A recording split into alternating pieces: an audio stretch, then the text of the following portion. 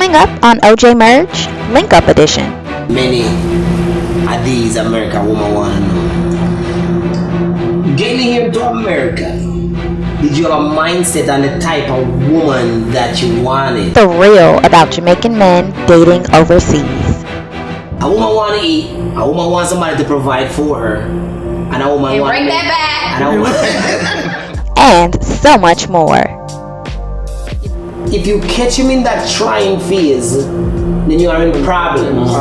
For non-Caribbean women involved with a Jamaican man or a Caribbean man who are concerned or worried that he's not being genuine, maybe he hasn't been upfront about his situation, or maybe they're just worried that, he doesn't really love me for me, he's actually looking for something from me. How would you all speak to that woman?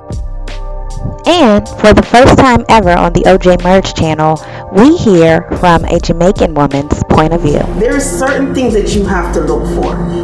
Plus, some debatable topics. Make sure. Right. I make sure. There's a distinct difference in the Just remember, not in tough. Wait. Not by moving. Not by moving. Just How does the average Jamaican female, right, feel about the Jamaican man dating outside of his race or culture?